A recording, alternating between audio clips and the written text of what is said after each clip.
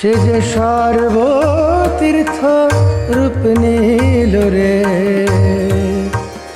ও সে যে সর্বতীর্থ রূপ নীল রে, মন চলো যাই কাশীপুরে, মন চলো যাই কাশীপুরে, গো মন চলো যাই কাশীপুরে। সে যে সর্বতীর্থ রূপ নীল রে, মন চলো যাই কাশীপুরে।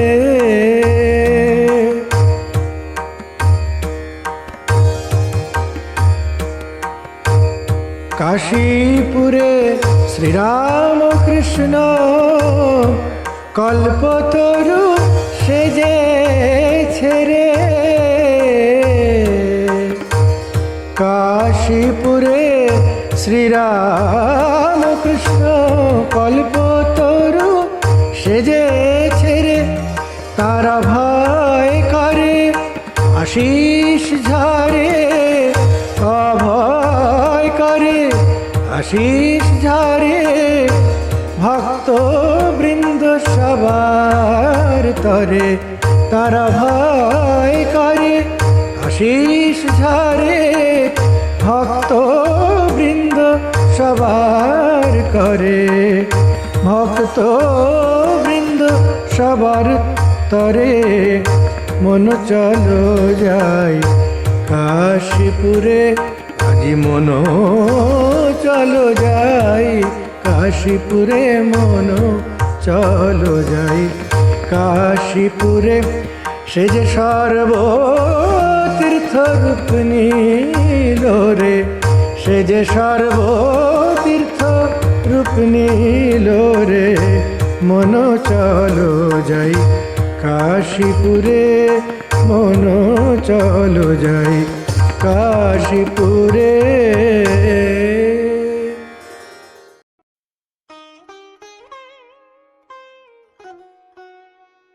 এই মুহূর্তে আমরা রামকৃষ্ণ মঠ কাশীপুর উদ্যানবাটির পুণ্যভূমিতে দাঁড়িয়ে, এবং আমরা এখানটায় দেখতে পাচ্ছি একটি উৎসব মুখর অবস্থা। আজ এখানটায় কল্পতরু উৎসব উদযাপিত হচ্ছে, যার সূত্রপাত 1886 খ্রিস্টাব্দের 1 জানুয়ারি হয়েছিল। ঠাকুর শ্রী রামকৃষ্ণ পরমহংসদেব পেছনের যেই বাড়িটি আমরা দেখতে পাচ্ছি, সেই বাড়িতে গলরোগ চিকিৎসার জন্য এখানটায় এসে ভক্তরা তাকে রেখেছিলেন এবং এখান থেকে ওনার চিকিৎসা হচ্ছিল।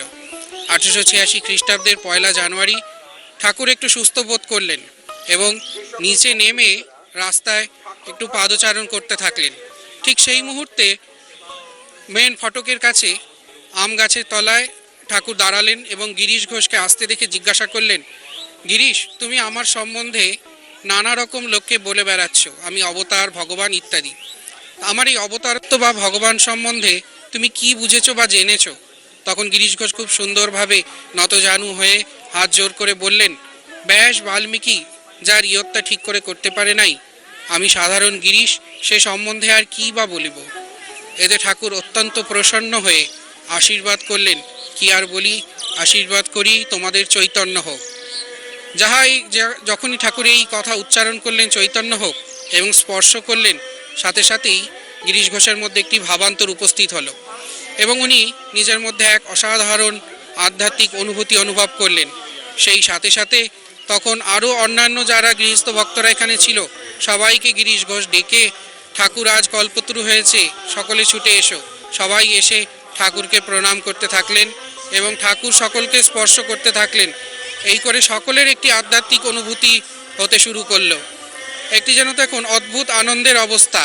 পরবর্তীকালে শারদানন্দজি মহারাজ যখন লীলা প্রসঙ্গতে বলছেন, ব্যাখ্যা করছেন যে সেই দিনের ঘটনায় পরবর্তীকালে যখন জিজ্ঞাসা করা হয় ভক্তদের কাছে কি হয়েছিল, তখন সকলেই একই কথা বলছেন যে সেদিন যেন এক অদ্ভুত অবস্থার সৃষ্টি হলো এবং প্রত্যেকে আমরা এক আধ্যাত্মিক জোয়ারে ভেসে গেলাম।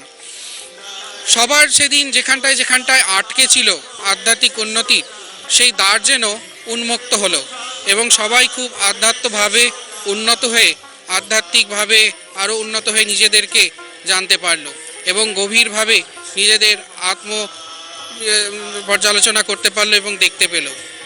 সেই ঘটনাকে কেন্দ্র করে আজ এই উৎসব। এখন এই মুহূর্তে রামকৃষ্ণ মঠ কাশীপুর উদ্যানবাটিতে সেই কল্পতরু উৎসব উদযাপিত হচ্ছে।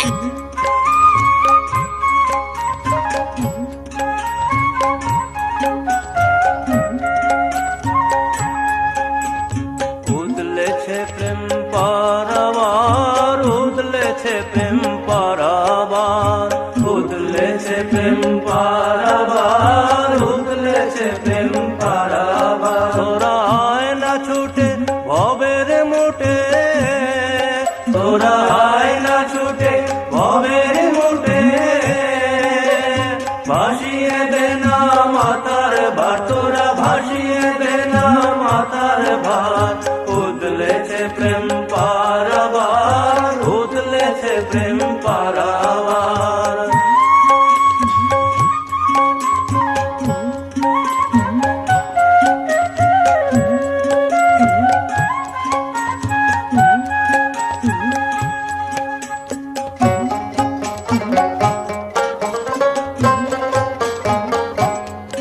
যার লেগেছে বোঝা তার হয়েছে সোজা, যার লেগেছে বোঝা তার হয়েছে সোজা।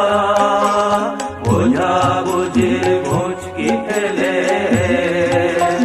মারছে সে মজা। তুই রইলি বসে বোঝার আসে, ও তুই রইলি বসে বোঝার আসে। করবি শেষে হাহাকার, ও তুই করবি শেষে হাহাকার। উদলেছে প্রেম পারাবার, উদলেছে প্রেম পারাবার।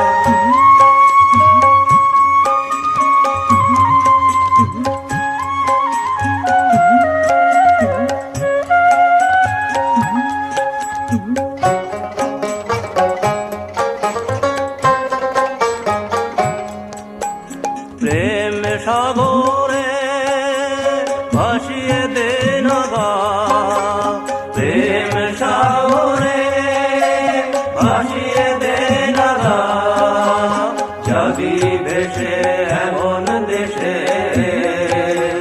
যার পাশে নাই গা। ওরে চন্দ্র সূর্য ধ্বংস হলেও, ওরে চন্দ্র সূর্য ধ্বংস হলেও হয় না সেথায় অন্ধকার, ওরে হয় না সেথায় অন্ধকার। উদলেছে প্রেম পারাবার, উদলেছে প্রেম পারাবার।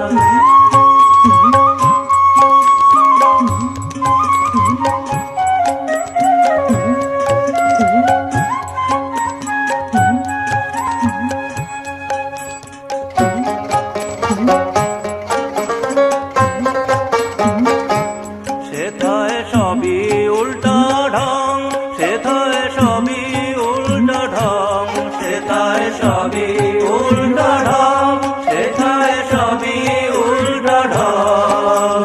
এথায় কালো সেথায় সাদা,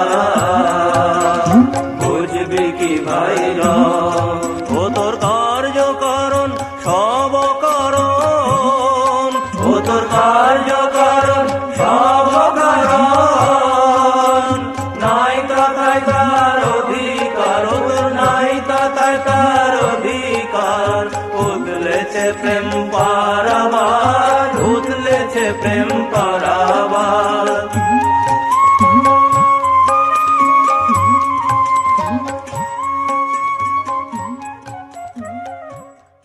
বিরাট দিন। আমরা সবাই জানি এই জায়গাটায় ঠাকুর প্রায় 8 মাস ছিলেন, না 9 মাস, ডিসেম্বর থেকে ডিসেম্বরের মাঝামাঝি 11ই ডিসেম্বর ছিলেন, 16ই আগস্ট, তাহলে হচ্ছে 8 মাস, 8 মাসের একটু বেশি কয়েকদিন আন্তলীলা।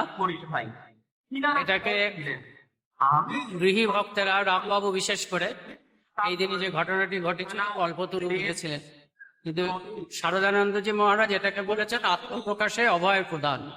এটা বলার কারণ হচ্ছে আমাদের যে কল্পতরুর ধারণা, তাতে কল্পতরুর কাছ থেকে প্রথম কথা 1 নম্বর হচ্ছে চাইতে হয়, না চাইলে কল্পতরু কিছু দেয় না।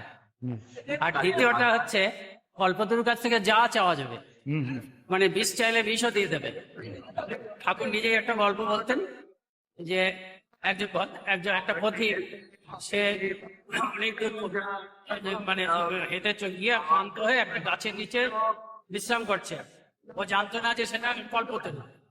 সে তার খিদে পেল, সঙ্গে সঙ্গে খাবার এসে গেল, তারপরে ঘুমাতে চাইলো, হাট এসে গেল, তারপর ঘুম যখন এসে গেছে তখন ভাবলো যে বাঘ আসবে না, তো তখন বাঘ এসে খেয়ে নিল। তার মানে কল্পতরুর কোনো হৃদয় নেই, হৃদয়হীন কল্পতরু। ভালো মন্দ যা চাইবে তাই কল্পতরু। কিন্তু ঠাকুর তো সেরকম নয়। এই যে ঠাকুর আপনার কাছে কাউকে কিছু চাইতে হয়নি, 1 নম্বর কথা, না চাইতে দিয়েছেন। আর 2 নম্বর হচ্ছে ঠাকুর দিয়েছেন সর্বোচ্চ আধ্যাত্মিক সম্পদ দিয়েছেন, তোমাদের চৈতন্য। চৈতন্য মানে কি? ভগবান লাভ করা বা জ্ঞান লাভ করা, সেটাকেই চৈতন্য বলে।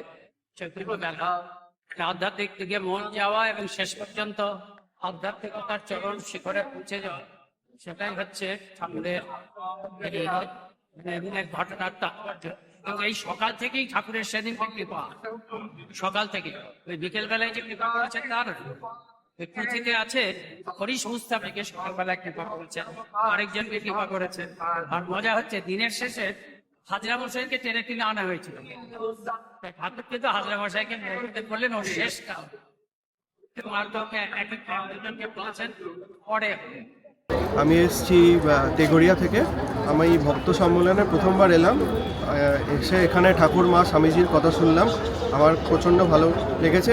মানে আমি পরবর্তীকালেও এরকম অনুষ্ঠান হলে আমি আসতে চাই। আমি নিবেদিতা ঘোষ, আমি এসেছি বনহুলি থেকে। এই প্রথমবার আমি এই অনুষ্ঠানে আমি এলাম, এই ধর্মসভায়। ভীষণ ভালো লাগলো।